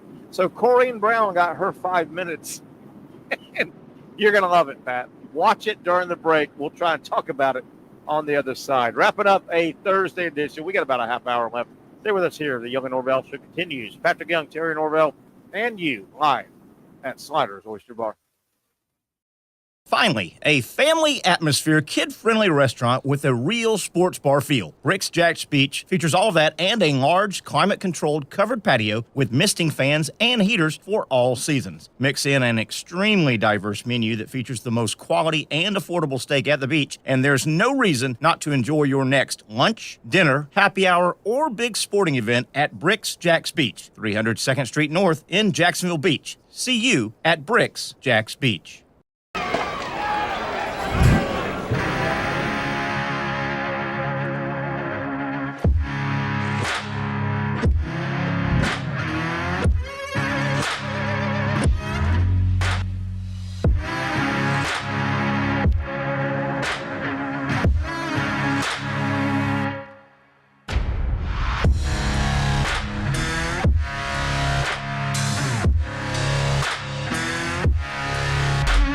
For over 20 years, Southeast Orthopedic Specialists has been providing the highest level of orthopedic and spine care to patients throughout Northeast Florida. Now, we're making that same great care even more convenient with Southeast Orthopedic Specialists Direct, a walk-in clinic where you can be seen for pain or injuries with no appointment needed. Staffed by orthopedic physicians and specialists, we offer everything from diagnosis and treatment to imaging and bracing, all with no appointment needed. For more information, hours, and locations, visit our website.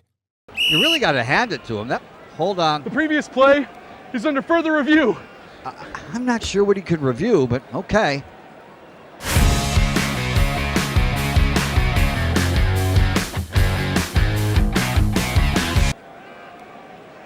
Sure has been a while. Dynamic Hurricane Grill and Wings for the football season. Well, there he is. Oh, what is that? Hey everyone, Olivia Tasley here from Action Sports Jax to tell you all the different ways you can watch our new 24/7 network. 3 easy steps. You don't even need a pen and paper to write it down. Step number 1, download the app. Search Action News Jax in your app store either on your phone or your smart TV. Then, once you're on the app, click on that little drop-down menu in the upper left-hand corner with the 3 little lines. That'll show you these options, and boom, right here, click Action Sports Jax 24/7, and you will be brought to our continuous stream channel. That app can be accessed through all these different platforms, whether you have Roku, Fire TV, Smart TV, Apple TV, or Google TV. You can find our app. Now, if you don't have access to the app, don't worry, we still got you covered. We're across all social media platforms from Facebook, Instagram, X, YouTube, Twitch. We have a podcast channel. Plus, check out our short reels on our TikTok. Action Sports Jax 24/7. It's on all the time and everywhere. Summertime means sizzling sales at Nimnick Buick GMC. The #1 Buick GMC dealer in Jacksonville has lots of inventory to choose from with their best price guarantee. Nimnick never charges above MSRP. You can save up to $10,000 off select new GMC Sierras or get rates as low as 1.9%. You know, I'm a truck guy. GMC Sierra, my trim level is an SLT. This one's an Elevation. Pretty good looking color as well. So here at Nimnick Buick GMC, you have a lot to pick from. My father-in-law, he drives this, an Enclave, so I feel like that GMC in the family. 2025 is coming around the corner, which means it's almost time to close out those 2024s this summer. You can schedule a test drive at NimnickBuickGMC.com, and while you're there, check your trade value and customize your payment options. Nimnick is there for you, even on Sundays. Visit the showroom on Phillips Highway or shop online at NimnickBuickGMC.com. Nimnick, your friends in the car business since 1941. GMC, we are professional grade. All right, back we are here, slowly starting to wrap up a fun Thursday edition of the Young.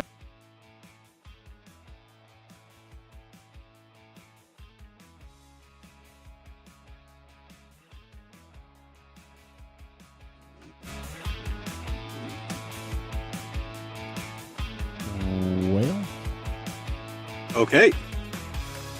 Terry has. Are we back and rolling? Terry has dropped out on the Young and Norvelle show. It is just Patrick and I at the moment. I'll put my video on. Oh, there we go. All right. There it is. Yeah. So Zach, I just watched it. It's you're back here at the Young and Norvelle show on a Thursday. This is a so small. This is a Sliders Thursday. Yes, I'm almost home. I am pulling into the driveway right now. For those of you wondering. I don't like to have the camera on or FaceTime and drive when I'm driving. But, you know, this is the time the show was on. But anyways, Corrine Brown, you'll go back 16 years ago seeing the video. And I'll say this, though, because we need to play it for our listeners here. Chair will recognize Mrs. Corrine Brown. The judge. She's who was trying to make her look like the way that she, and look, don't get me wrong, the Gator, Urban Meyer's offense, not defense, offense.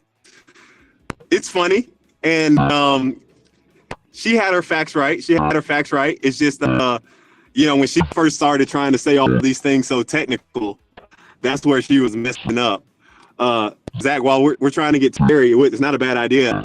If you have that video to put it on, Chair will recognize Mrs. Corrine Brown, the gentlewoman from Florida, for 5 minutes. This play is really small. Thank you, than I thought Mr. it was gonna Speaker. be. That's what she said. I rise today to congratulate my University of Florida football team for winning its second NCAA BCS Championship Bowl game in the last 3 seasons. Go Gator. I want to congratulate the University of Florida not only for being the best academic school, but also the athletic school in the country. Their 24-14 victory over Oklahoma Sooners showed off team spirit, sportsmanship, and one of the best defense plays that I've seen. They held the team, the highest scoring offense, to just 14 points. The Gators once again came back to prove that the University of Florida season was no fluke, and the Florida Gators are again a championship team that have made history.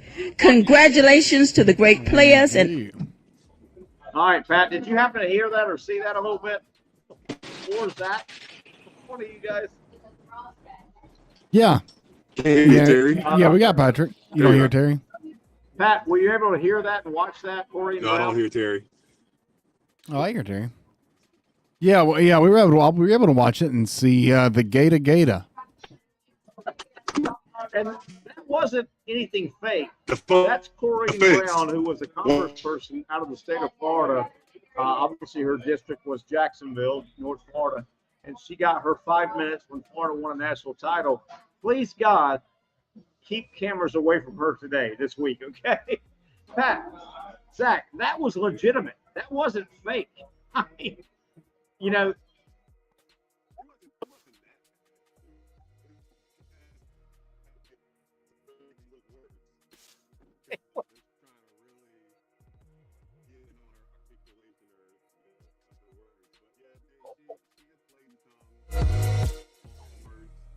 Or it wasn't just the pronunciation. It was, she knew she asked for time to be on the floor of Congress. Don't you and your people, she didn't know sports. She didn't, I mean, it was terrible, right? and how do you say go Gator? Not go Gator, it's go Gator. She said go Gator, Patrick. Go Gator. Gator. Yeah. And yes, I guess little S on that. But she's a UF grad. You know, you got to know it's the Gators. Okay. I don't know, Pat. Hey, Pat, I want to give you I want to get to a story real quick. It's a college baseball story, okay? And how about this, Pat? We had a game on Tuesday. You had 42 games against 99. Okay, so far so good, right? 42 versus 99. Yeah. Division III college baseball. You had Lehman College in the Bronx. They had lost 42 games in a row. Yep, 42 games in a row. They took on this past Tuesday Yeshiva College in Manhattan, Division III baseball. They had lost 99.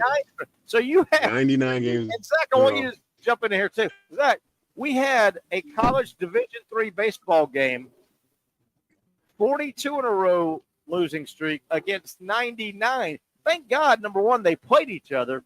And guys, they played a doubleheader, and guess how it ended? The perfect participation trophy. One team won one game, and one team won the other. But the team they hit 100 losses before they got their first one.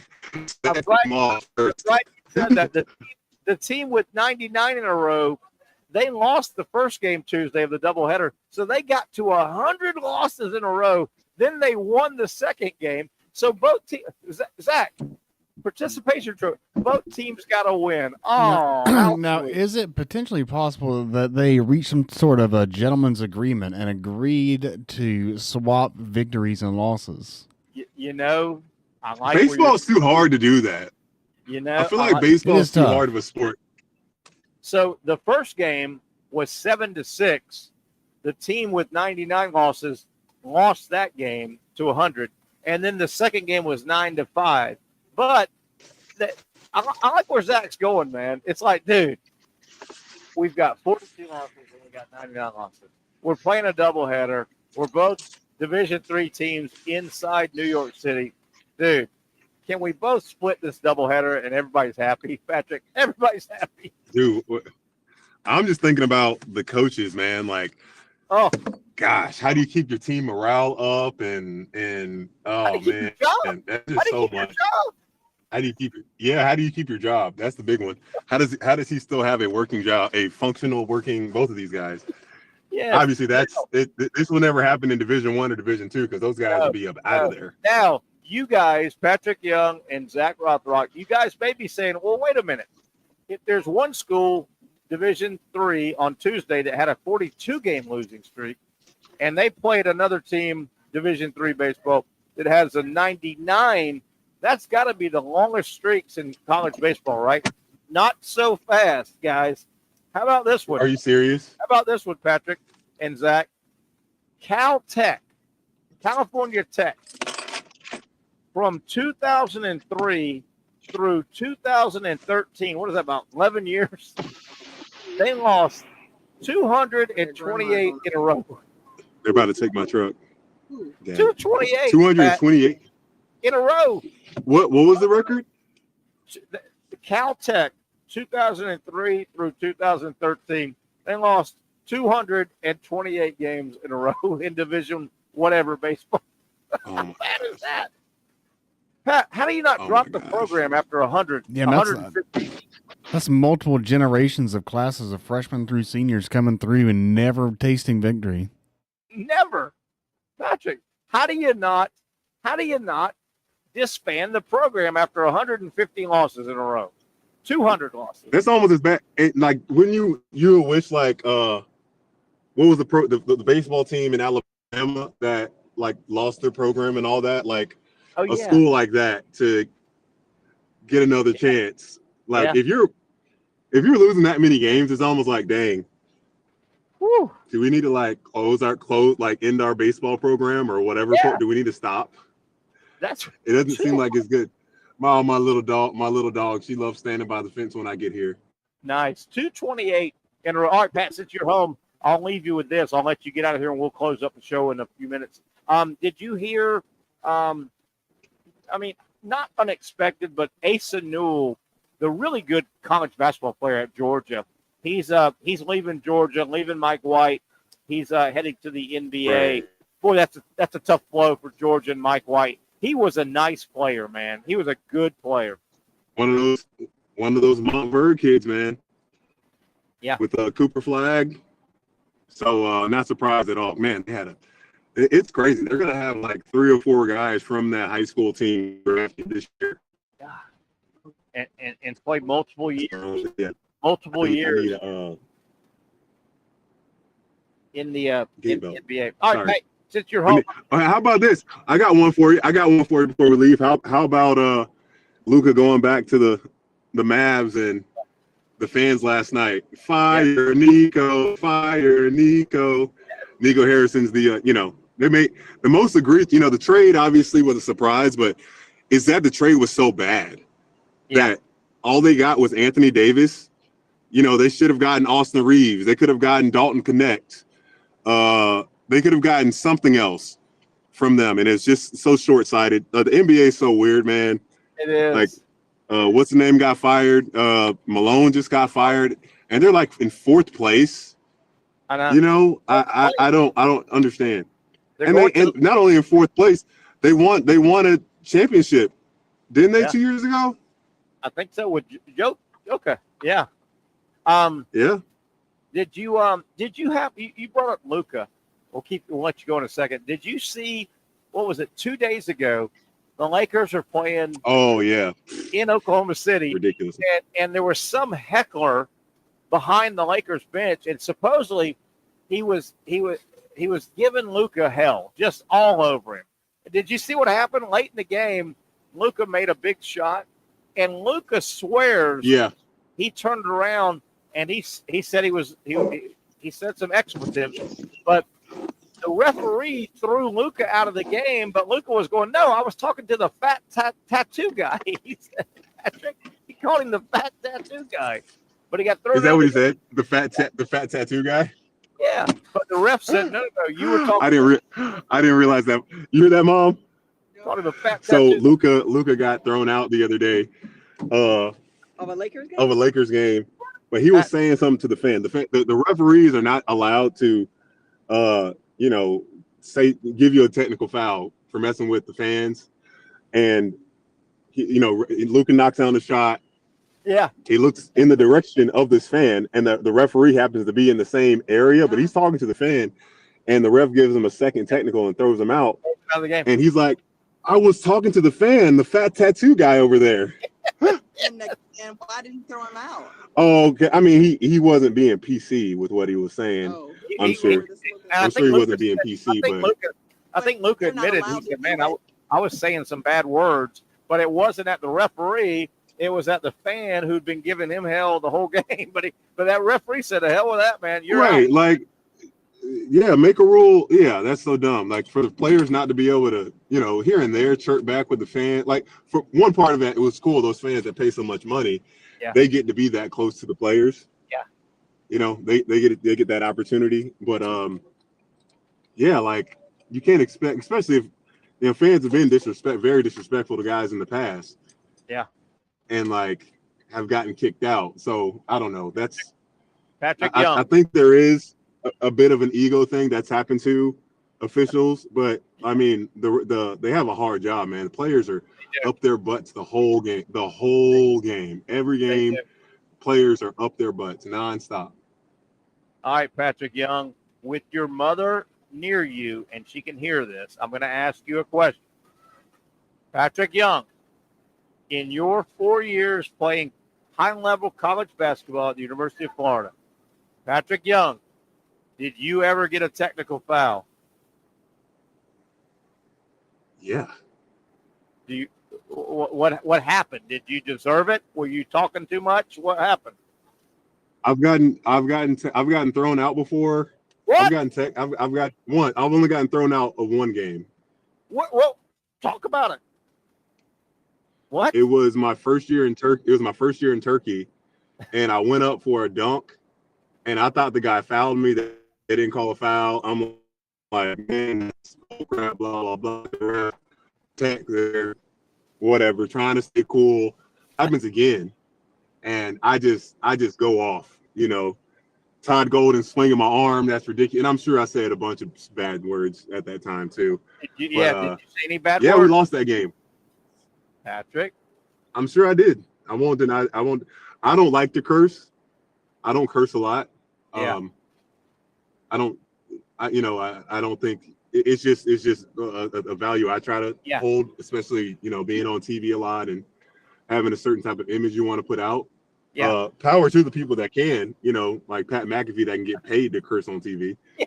Isn't that something? But those are never your proudest moments. You don't look back and say, I want to go. Thanks, Mom. Did you ever get close to a technical foul in the SEC when you were at Florida?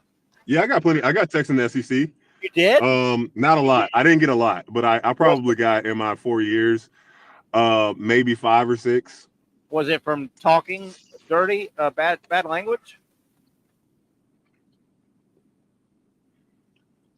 Probably. Patrick, anytime you're like going to question a ref or something, they're gonna be up there. They don't like, especially in college, they really don't like that. They really don't like, being shown up by a kid, which I get it. It's we do need to bring back honor, respect, and authority. I agree. I'm fine with that. I'm fine and with that. But I think there's a way. There's always, communication. There's always a way to get your message across without being disrespectful. Yeah, I think so. And Hey, then Pat, you gotta let then you trust your coaches to take care of the rest. Yeah. Hey, Pat, as we let you go, buddy, and we're 2 minutes away from getting out of here ourselves. We'll be back tomorrow at 4:00 on the Friday edition of the show. You and I have harped on this all season long. I certainly hope come around probably late September, early October, when college basketball really starts getting back in the swing, Pat, don't you hope, as I do, even if they don't figure out a true answer, college basketball has got to figure out something with the replays. It was the biggest negative of the year, I thought. It choked games out, didn't it? It choked. Oh my gosh, Terry. Couldn't stand it. Oh, could not stand it. I don't know, because you want the guys to get all these calls right. Yeah. But some of them, man. Way too many. Way too many. Patrick, I hope this. I think some of the worst ones are on the incidental contact fouls where an elbow hits on accident or something like that. And off they run to the screen. I hope this, Patrick. The next time we see you on SEC Network, the next time we see you, Patrick, on SEC will be probably a preview show, right? I hope you guys, one of the topics y'all are talking about are the new changes they're at least going to try in college basketball with the replays, because reviews, it was terrible. All right, Pat, I'll let you go, buddy. Good job as always. Enjoy the rest of your Thursday. Thank you. And we'll get together on Friday, 4 to 6, the next edition. All right, my guy. I'll catch you tomorrow. That's my main man. Go Gators. Patrick Young. Go Gators. Sporting it as well, and he deserves it. He came so close multiple times at Florida to winning one, and I know he's reveling in the Gators winning their third national title earlier this week. What a fun run for the Gator basketball team. That'll wrap it up. I want to thank everybody that made this show happen. Of course, our good friends here at Sliders Oyster Bar all weekend long. Perfect weather. They will have entertainment on Saturday, Sunday, outside on the patio, indoor dining, outdoor dining, patio dining, whatever you choose. The best seafood, the freshest seafood. You will find it right here at Sliders Oyster Bar in Neptune Beach. That'll do it. For my main man, Zach Rothrock producing, of course, Patrick Young, I'm Terry Norvelle. Have a great rest of your Thursday. Enjoy your weekend. We'll talk tomorrow, 4 to 6, the final Friday edition of the Young and Norvelle Show. Finally, a family atmosphere, kid-friendly restaurant with a real sports bar feel. Rick's Jags Beach features all of that and a large, climate-controlled covered patio with misting fans and heaters for all seasons. Mix in an extremely diverse menu that features the most quality and affordable steak at the beach, and there's no reason not to enjoy your next lunch, dinner, happy hour, or big sporting event at Rick's Jags Beach, 300 2nd Street North in Jacksonville Beach. See you at Rick's Jags Beach.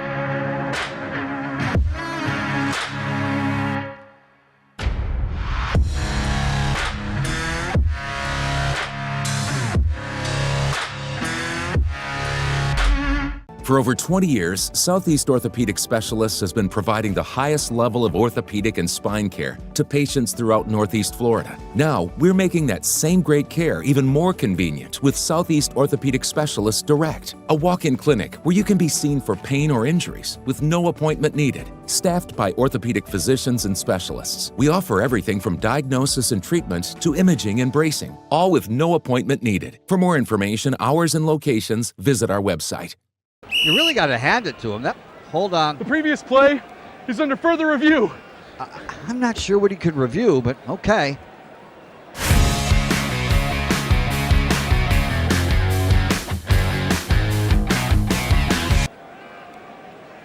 Sure has been a while.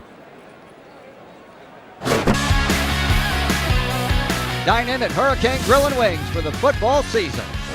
Well, there he is. Oh, what is that?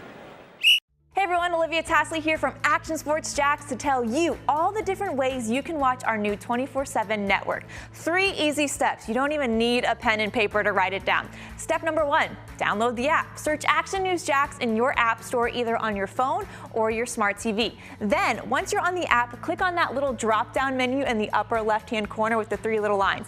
That'll show you these options, and boom, right here, click Action Sports Jax 24/7, and you will be brought to our continuous stream same channel.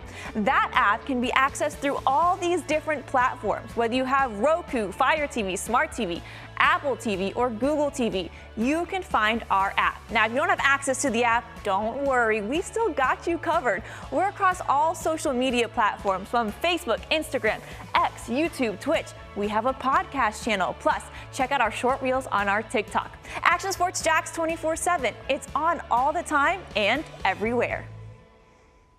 Summertime means sizzling sales at Nimnick Buick GMC. The #1 Buick GMC dealer in Jacksonville has lots of inventory to choose from with their best price guarantee. Nimnick never charges above MSRP. You can save up to $10,000 off select new GMC Sierras or get rates as low as 1.9%. You know, I'm a truck guy. GMC Sierra, my trim level is an SLT. This one's an Elevation. Pretty good looking color as well. So here at Nimnick Buick GMC, you have a lot to pick from.